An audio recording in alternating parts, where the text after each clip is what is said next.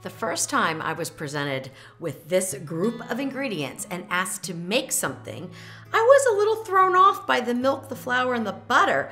I usually use those to make a white sauce, but I'm using a red sauce. So I was confused, but then I made it. It's absolutely delicious. This version of Baked Ziti will be your go-to.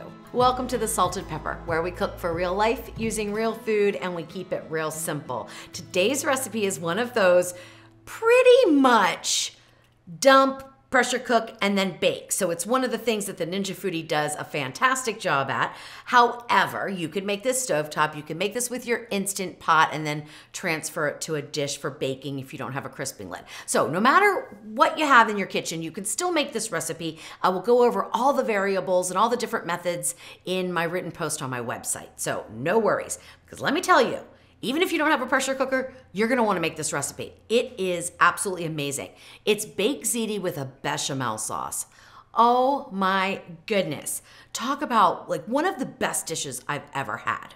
So I'll tell you the history of how this all came about in just a minute, but let's go ahead and get started. So the first thing we're gonna do is make the bechamel sauce, okay? And that is a white sauce using flour, milk, and butter. So what we want to do is turn the Ninja Foodi on, sear saute. High is fine at this point. I might adjust the heat down a little bit as I go, but right now it's perfectly fine. Dump in 6 tablespoons of butter and then 6 tablespoons of flour once the butter melts and a little bit of salt. Okay, so I'm gonna go ahead and get the salt in right now. And I'm using salted butter, but I also add in a half of a teaspoon of salt. Don't add in more than that at the beginning because we're also gonna add Parmesan cheese to this, which of course is salty, so you don't wanna add too much. But you do wanna add enough that it's very flavorful, okay?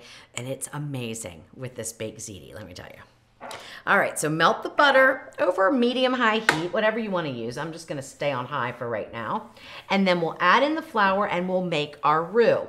This is a blonde roux because we're making a white sauce, so we don't want to overcook it. We're not going to brown the flour like we would in a gumbo or anything like that. So it's really quick and easy to make. Probably will take from start to finish maybe 10 minutes. Now you could technically start out adding in the other ingredients and make your your ziti noodles, I guess, because it won't be baked yet, before you make the bechamel. But what I found is allowing it to cool, so making the bechamel, removing it from the pot and letting it cool down gave the best results. So I recommend if you're gonna use the Ninja Foodi pot, do it beforehand, or you could do it immediately when you go under pressure if you wanna use your stovetop, okay? But let it cool down a little bit. Maybe pop it in the refrigerator for a minute.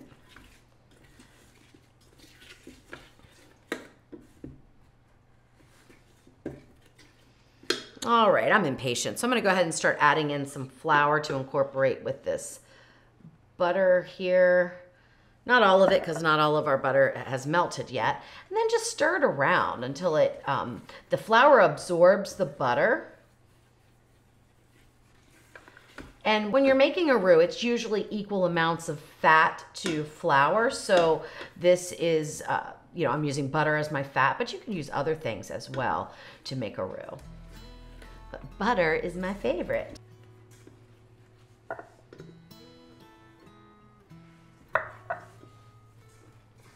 The secret to a really good roux is, number one, cooking it just long enough so that you cook out the flour taste, but also you want to make sure that you can no longer see any flour anywhere in the pot. If you see flour, you're going to taste flour, and flour is not good by itself, okay?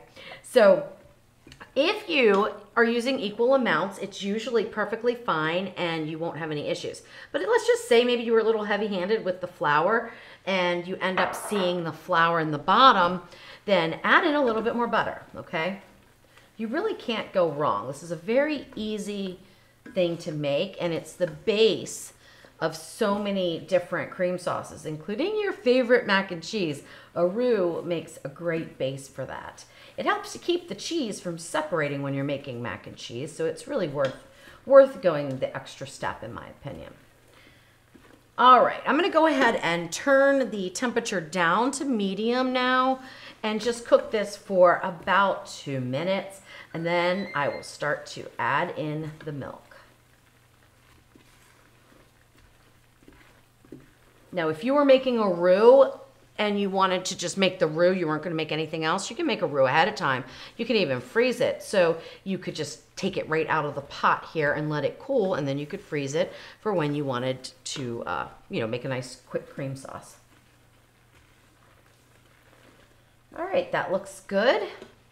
Now add in your milk slowly so that you don't get lumps. Although the lumps will work out, it is easier if you just prevent them. So I add in maybe a quarter to a half of a cup at a time and then stir it in. It will quickly absorb that milk. You'll see it get thick.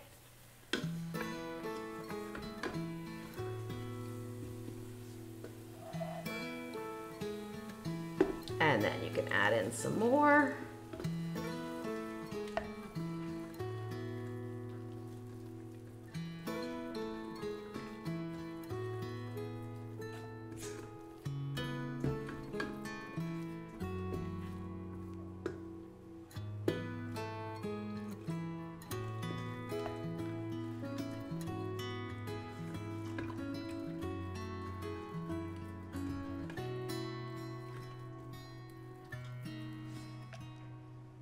I'm using 2 cups of whole milk. Now you could use half and half or heavy cream if you wanted a really rich sauce, but it's not necessary.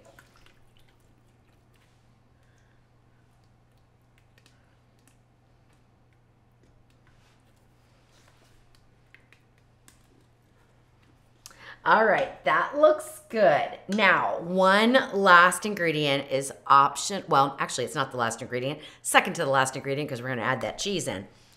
But for a basic white sauce, this is called a bechamel sauce. If you add in just a little bit of nutmeg, I promise you, you are going to love it. It is fantastic. But I mean just a little bit. This is a quarter of a teaspoon that I add in there. And oh, it just boosts the flavor. It's so, so good. And if you think that your sauce is too thick, you can add a little bit more milk to it. I think I'm going to do that. I think I'm going to add another quarter to half a cup of milk to this because I still have the cheese to go and it's pretty thick. Although it looks really nice, doesn't it? But it's pretty thick. I think I'm going to loosen it up a little bit just so that it's perfect when I get the cheese in. So let me grab a little bit more milk and then we'll add that in and we'll be almost done. All right, let's add in a little bit more milk here. I'm going to start with a quarter cup at a time and just loosen this up. I think I'm going to also turn the heat down to low now. You don't want to scorch this.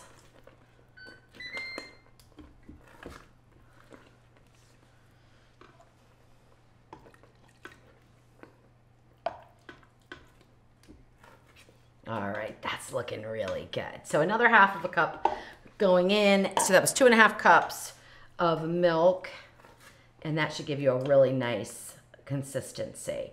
Now, go by judgment more than anything in a recipe. You always want to pay attention to what your food's doing because flours will absorb the moisture at different rates depending on how humid your house is. So if your flour's already a little heavy, it might not take on as much liquid. So it's a little bit variable, okay? So 2 to 2.5 cups. Now we're gonna put in about 1 cup of this cheese. This is Parmesan, and it was a total of 2 ounces, okay? So you know for the recipe, and it turned out to be about 1.5 cups. And now we're gonna stir this in, let it melt. This point, I can turn the Ninja Foodi off, and then I need to transfer it into a container and wash out my pot because we're not going to be using it in step 1 of pressure cooking. I was going to say step 1 of the recipe, but this is step 1 of the recipe. So we won't be using it when we initially pressure cook because not only would it split, but it would also cause the water notice for sure, okay? It looks amazing. I also recommend tasting for salt, but I'll do that after I transfer it into a different container.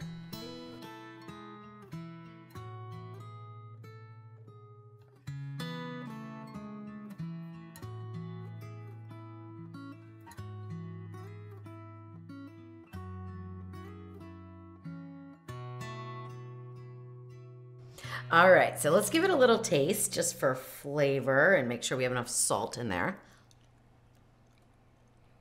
Oh my gosh. It's perfect. All right, so we made a roux. Then we made bechamel sauce when we added in the milk. And now we added in cheese, so we made a Marinara sauce. So 3 cooking techniques here to deliver one delicious topping for our baked ziti. All right, set that over to the side. Now it's time to start to sear the meat so that we can then assemble our meal and pressure cook it. So turn the Ninja Foodi back on, sear saute on high.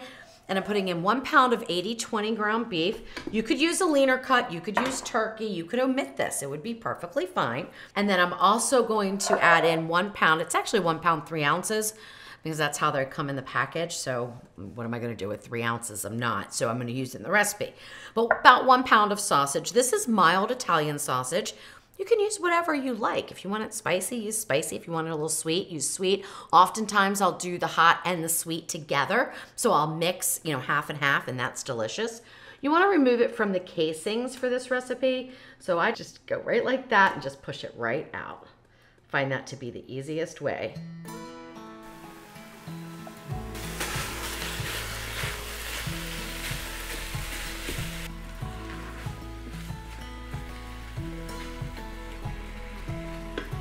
All right, the next thing I'm gonna do is cut a bulb of garlic, get all the individual cloves out and put it in the pot. Now don't worry, it's not gonna be overpowering. We're gonna keep the cloves whole, which the more surface area exposed on garlic, like with minced garlic, it's stronger. So these whole garlic cloves are not gonna be overwhelming, I promise. Or you could use a bulb of roasted garlic, or you could use about 3 to 4 cloves of minced garlic. That would be fine, couple teaspoons. All right, the easiest way that I know of anyway, I'm sure there's some very talented people that could do it easier than what I'm gonna do. But the way that I get the paper off of each garlic clove is to cut off the end now. So I cut off the top of the bulb, now I'll cut off the end, lay my knife flat, and just sort of bang down a little bit.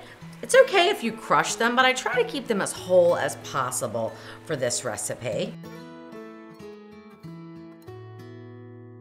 Now give this a stir, and it's up to you if you want to drain the fat, okay? I know some people have certain feelings that they definitely want to drain all that fat off. That's perfectly fine.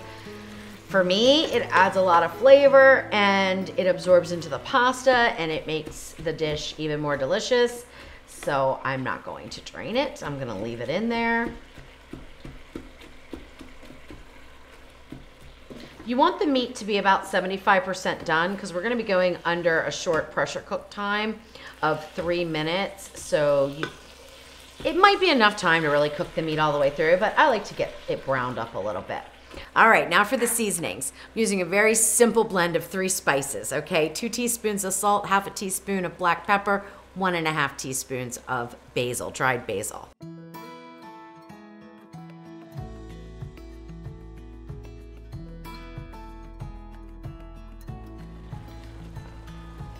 All right, that looks good. Now we're gonna get in 1 pound, 16 ounces, which was 1 box of ziti noodles. You could use penne if you wanted, but I might increase the time by a minute. Now stir these in. I know you're probably saying, what? Stir them in, what? Yeah, stir this in, okay? We're gonna layer, but we wanna stir that in. We also wanna add in 3 cups of beef stock. Very important because the noodles need something to absorb, okay? All right, so now let's stir this in. Try to get the noodles as much under the liquid as you can. Some are going to be out of it. That is okay. I'm also gonna warn you right now, when you open up the lid after pressure cooking, you're gonna think your noodles are not cooked at all. Don't second guess it. Keep going with the recipe. I promise you, it's going to turn out amazing. They are definitely al dente. That is because they absorb more liquid as it bakes, okay? So you want them al dente. Otherwise, they're just gonna become too mushy, all right? Okay, next thing is 32 ounces of marinara sauce or your favorite spaghetti sauce would be perfectly fine. Just make sure it's not too thick, okay? That's why I like using a marinara. It tends to be a little bit thinner. You can make it homemade. I have a recipe for that on my website, or you can use can, your favorite jarred kind. Rayo's is a really good brand. I'm really enjoying that. Then you want to just pour it on top. Do not stir, do not stir, do not stir, okay? Pour it on top, and we're gonna put the pressure lid on, and we're gonna go under pressure for 3 minutes. All right, there we go. Lid on. Pressure cook, high is what we want, 3 minutes. Hit start, make sure your valve in the back is to the sealed position, and it's gonna take anywhere from 10 to 12 minutes for the pot to come to pressure. We'll pressure cook for 3 minutes. We'll do a 5-minute natural release. We'll stir things up, and then we'll get our delicious cheese sauce on top and bake it up. All right, the pin just dropped. That means we can open up the lid. You definitely want to do that away from you. This is going to be very, very steamy. So go ahead and open it up, and then I just hold it there and let the steam go. All right, now, it looks liquidy. Don't worry about it, my friends, please. And although most of the ziti noodles look good, you may see some that look like this. And they're not really plump, they're a little darker in color. Please don't worry about it, they're gonna cook just fine, all right? What you wanna do is move everything around and break up the ziti. Look at that, now that we're moving it around, look how thick and gorgeous this is. This is not too saucy. If you like more sauce, which I think this amount is perfect, because we've got this nice bechamel, or actually it's Marinara sauce now. We've got that to go on top. But if you like it, more tomato saucy, just add in a little bit more right now. I don't recommend adding more in before you pressure cook, just because you may run into issues with getting the water notice if it becomes too thick of a liquid. So add it in now though, and it'll be just fine. And you could add it in from room temperature. It will warm up plenty. But this is looking beautiful. Oh my gosh. Now, if you want a gorgeous presentation, level it out and clean the sides of your pot off, okay? If you don't care about that, just move on to the next step. I'm gonna go ahead and clean the sides off. Also, if you're using an Instant Pot and don't have a crisping lid, whether it be from the Instant Pot to a crisp or the Mealthy lid or another type of crisping lid, you can just transfer this now into a large casserole, put your sauce on top, and then get it into an oven to bake. You're gonna wanna bake it for about 15 to 20 minutes, probably at a temperature between 350, 375. All right, now let's add this Marinara sauce on top. And it's nice and thick now. It's still a little warm, so that's good. It's not gonna, I wouldn't refrigerate it really, because you don't want it to go on cold or it's gonna take too long to bake. What I like to do is just put a little bit all the way around. You wanna try to cover the noodles as much as possible, because dry air will crisp them up, so the crisping lid isn't really the best thing for pasta. Unless you want crispy pasta, sometimes that can be good. Now I'm being pretty particular, I'll be honest with you. In my test batches, I just dump the whole thing on and spread it around. So do that too, it's fine.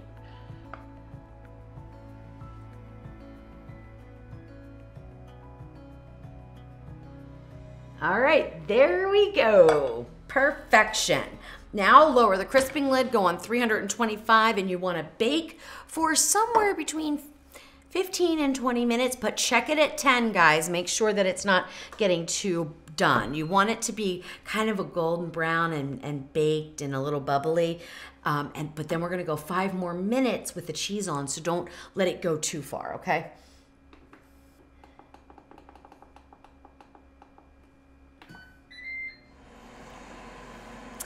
All right, so it's been just about 10 minutes, and I'm gonna go ahead and take a peek here.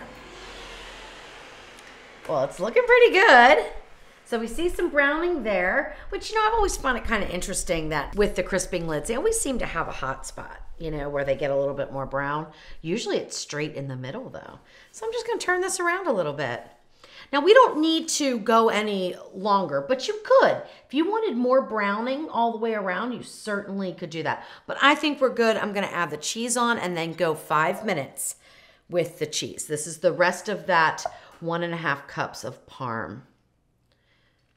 Finely shredded. Now you could add more. I mean, obviously you can add as much cheese as you like. But I think just a sprinkling on top, because trust me, this is a very rich dish. We're almost done, but the last thing I'm gonna do is chiffonade some basil.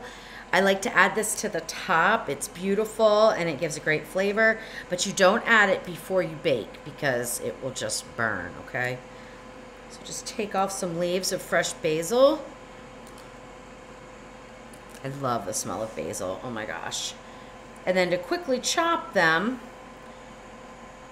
stack them up, roll them up. You want a nice sharp knife when you're cutting basil because it will bruise very, very easily, okay? And then just run your knife straight through. And you'll end up with these nice little ribbons.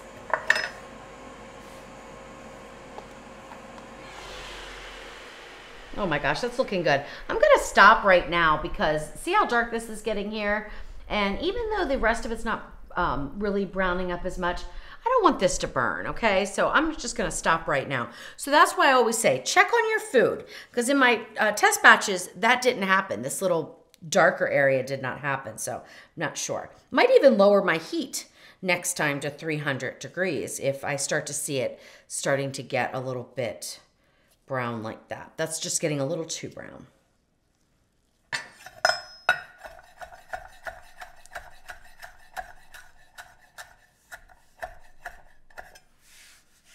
All right.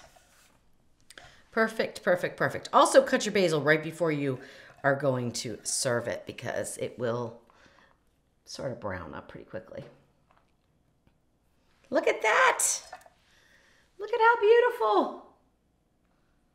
But even more important than being beautiful, it is absolutely delicious, but not quite ready for serving. You want to let it sit, just like lasagna, okay, or baked ziti without the bechamel that you make in the oven. You want to let it sit for about 15 minutes before you take out your first scoop. That's going to help to, first of all, finish cooking any pasta that still might be a little under, but more importantly than that, it's just going to let everything kind of come together so that when you scoop it out, it's not real runny, so it thickens it up some. All right, so we're gonna wait 15 minutes and then I'll scoop it up. All right, time to dig in. Oh my gosh.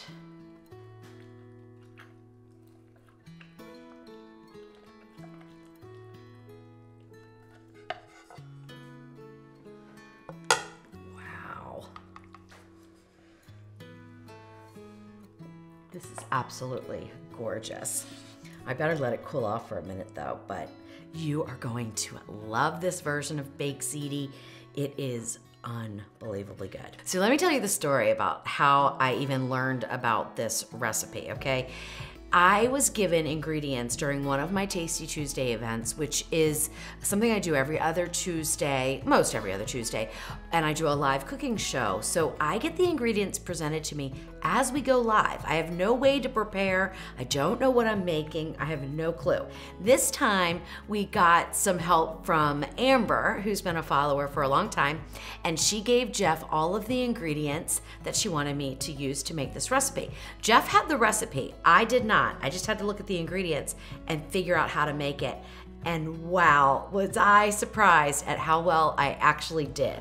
So that is Baked Ziti with bechamel sauce. And it is something that I had never seen or heard of before, but it is fantastic. It was so good, it made its way to the recipe and the video that you're seeing today. So it was a lot of fun. All right, let's dig in. And then I'll explain what the bechamel adds to it.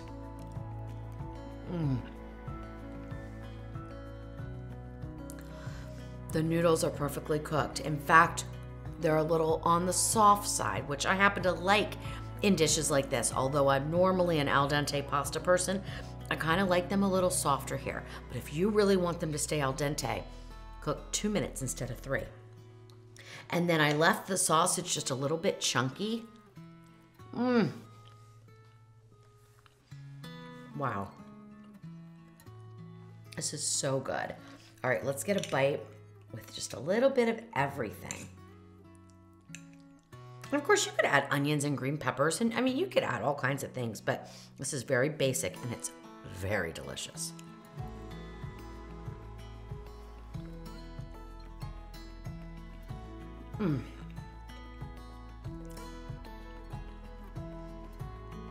Wow. So, when I was testing the recipe, or when I did it live, actually, I added too much nutmeg and it was a little overpowering. My sausage, it just seemed a little spicy. But after I tested it a few more times, I got it perfected. This is a perfect balance of flavors. And the bechamel, or I guess it's Marinara sauce, adds such a creaminess and another layer of flavor. And oh my gosh, I just can't tell you how delicious this is. I cannot wait to hear what you think because I know you're gonna love it.